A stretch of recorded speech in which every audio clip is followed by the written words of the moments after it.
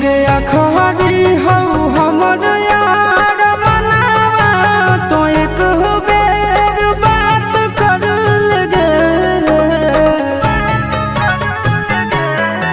हो गया खरी हो हमर यार मनावा तो एक बेर बात कर लगे। हो गे सोना यारवा हो भरती पटनवा में आके मुलाकात कर लेगे। आगे सुना यारवा हो भरती पटनवा में आके मुलाकात कर लेगे। आगे चली जाइबा छोड़ी के दुनिया विदाई अपने हाथ कर लेगे। आगे सुना यारवा हो भरती पटनवा में आके मुलाकात कर लेगे। आगे सुना यारवा हो भरती पटनवा में आके मुलाकात कर लेगे।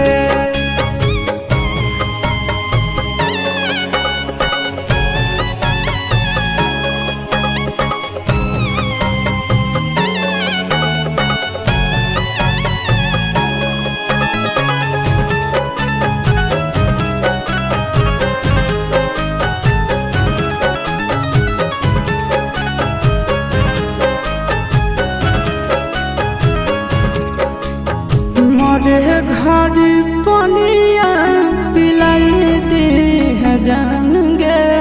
कफन ओढ़ाई दी है टूटत ही जब प्राण गे।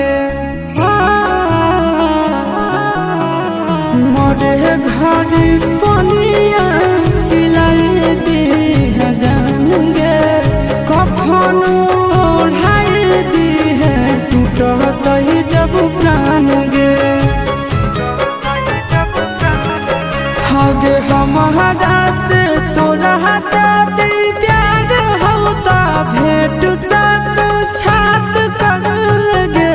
आगे सोना यारवा हो भरती पटनवा में आके मुलाकात कर लेगे। आगे सोना यारवा हो भरती पटनवा में आके मुलाकात कर लेगे।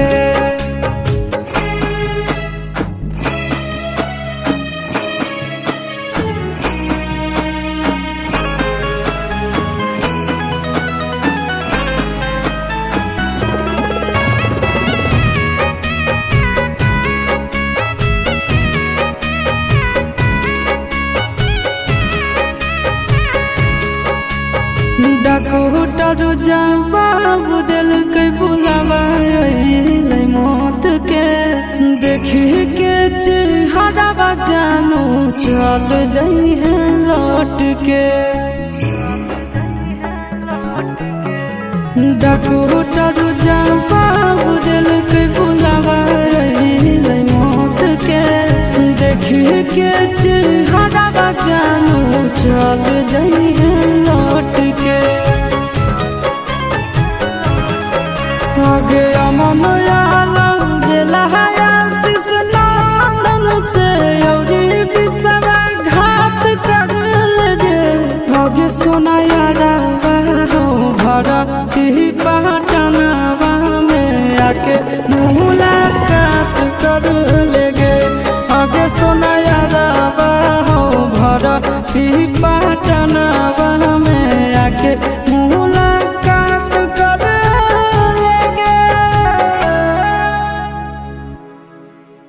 हाय दोस्तों, अगर ये वीडियो आपको अच्छा लगा तो मेरा चैनल को सब्सक्राइब कर लीजिएगा। फिर इससे अच्छा वीडियो लाएंगे, तब तक के लिए बाय।